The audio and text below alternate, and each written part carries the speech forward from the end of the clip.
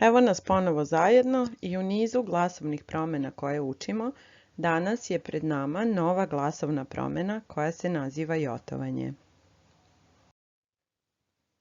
Jotovanje je glasovna promjena čije neobično ime zapravo govori o samoj glasovnoj promjeni. Izazivač ove glasovne promjene je glas J koji u grčkom alfabetu zauzima 9. mesto i nosi naziv jota. Prema tome, jotovanje u svom nazivu nosi ime glasa koji čitavu glasovnu promjenu izazove. J je prednjonepčani suglasnik i kada se ovaj suglasnik J nađe nakon zubnih ili nadzubnih suglasnika kao jedan veoma moćan glas, on dovede do toga da se ovi suglasnici promene, to jest izmene, postanu neki novi glasovi. Da vidimo kako to izgleda. Učili smo da su zubni suglasnici t, d, c, z, s. U ovoj našoj glasovnoj promjeni učestvovaće svi osim c.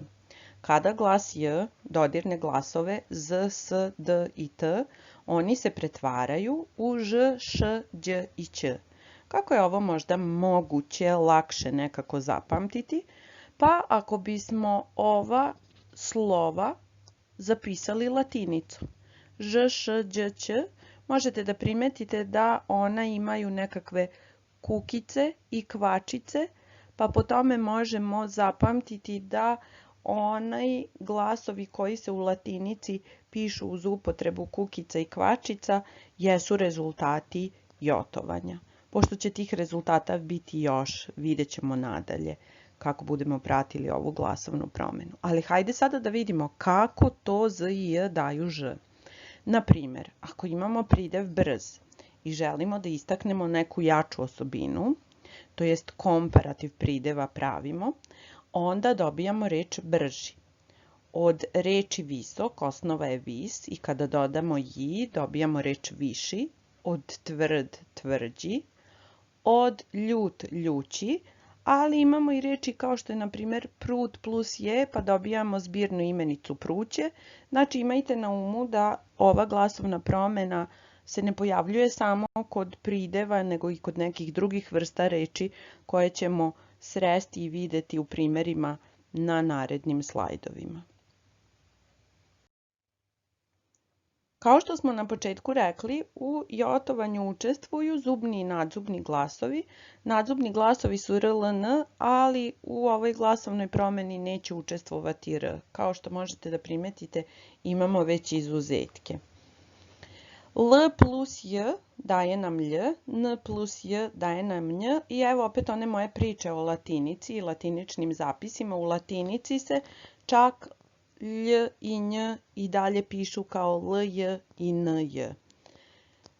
Da vidimo to na konkretnim primjerima. Konkretni primjeri nam kažu da kada od prideva beo hoćemo da napravimo komparativ, imamo osnovu prideva beo, bela, belo, pa nam je osnova bel plus i belji. Podsjećam vas da nam je ovo l u stvari signal za glasovnu promjenu prelazak l u o.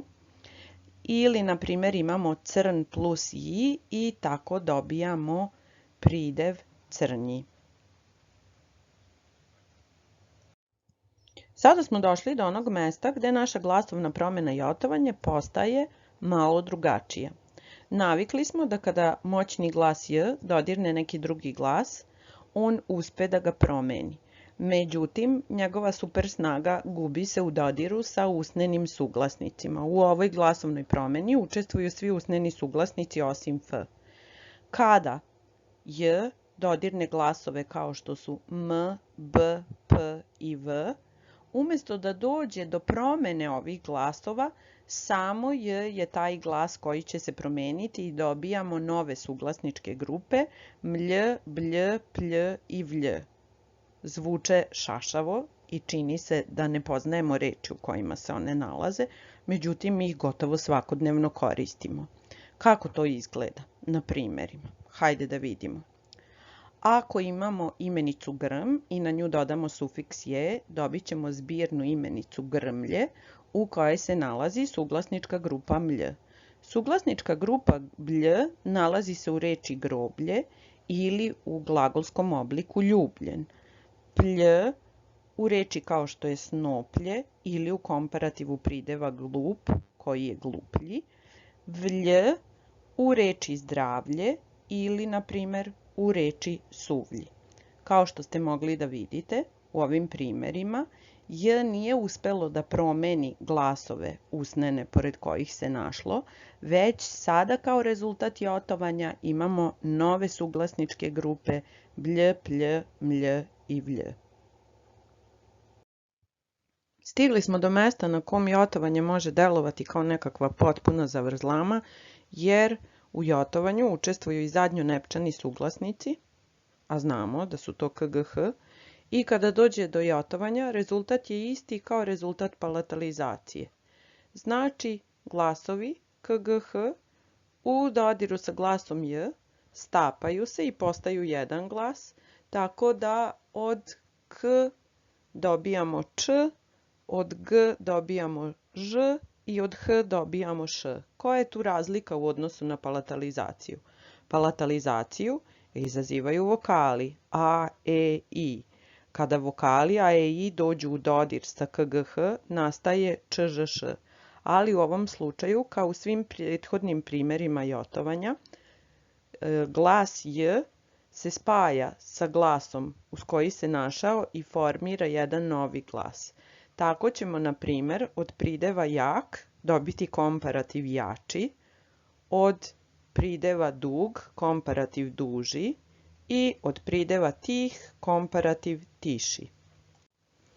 Do sada smo sve ove primjere i mogli smatrati palatalizacijom, ali sada kada znamo za glasovnu promjenu jotovanje, zapravo uvek treba razmisliti od kojih glasova je potekao razvoj reči, kako je nastala glasovna promjena, znači šta je to bilo što je izazvalo promjenu glasova kgh.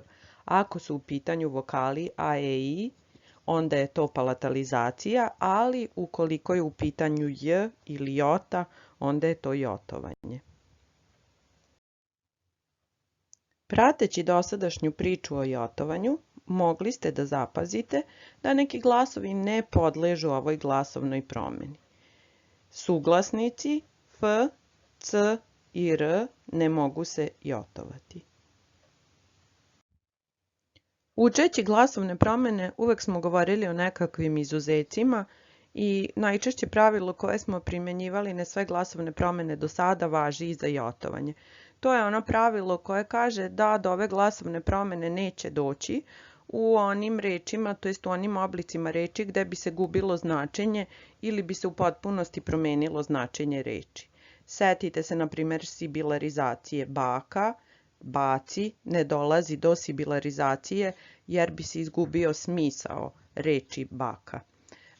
Ovdje možete da vidite neke od primjera. Razjediniti, da je došlo do jotovanja, bilo bi ražediniti, sjediniti, i s i j bi dali š, pa bi bilo šediniti.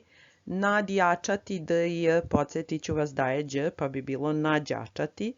Objaviti bi postalo obljaviti i objediniti, obljediniti. Mislim da shvatate sada o čemu govorim. U ovim rečima nije došlo do jotovanja, jer da jeste, imali bismo ovakve reči kakve sam vam navela, kakve u srpskom jeziku ne postoje. Osim toga, izuzeci se uvek pojavljuju u stranim rečima. Kod stranih reči ne primenjujemo glasovne promjene i evo nekih primjera gde je moglo da dođe do jotovanja, ali pošto su reči stranog porekla, to se ne dešava. Kation, konjugacija, injekcija. Znači, nemojte misliti da je neko pogrešno napisao injekcija, to je možda reč sa kojom se češće srećete. Znači, nije pravilno ni inekcija, ni injekcija, nego injekcija. Do sada smo pričali o mehanizmu kako jotovanje funkcioniše, kako se ono u rečima odvija i kako nastaje, međutim nismo govorili o tome u kojim se sve rečima i u kojim njihovim oblicima jotovanje događa. Jotovanje se često pojavljuje u poređenju prideva kada komparativ gradimo nastavkom ji. Mislim da je takvih primjera bilo dosta do sada, a evo još nekih koje možete vidjeti. Brži, viši, tvrđi, ljući, belji, crnji, grublji, tuplji, jači, duži, tiši.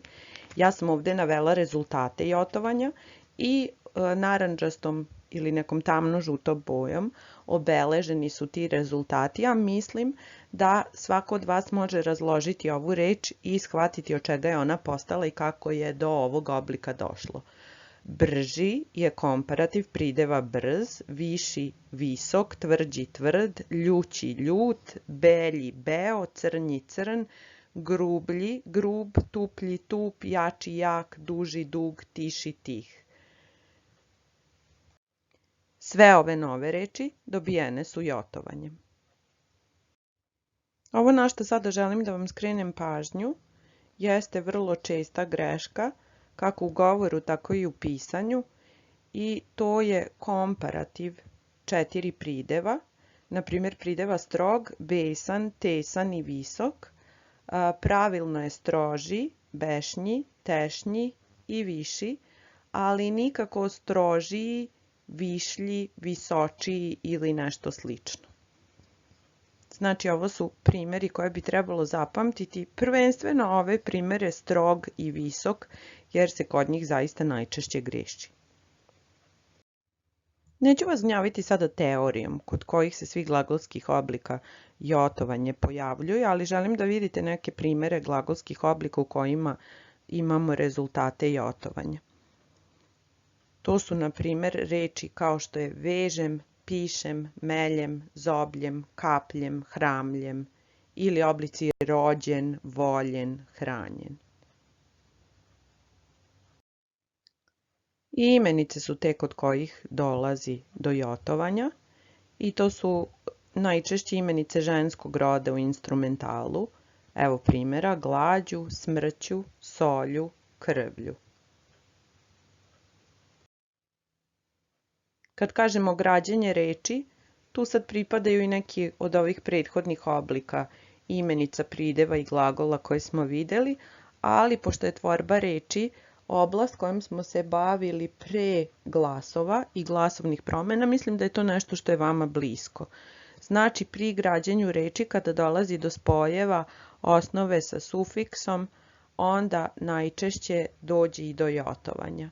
Tako smo dobili mnoge zbirne imenice, ali i nekakve prideve.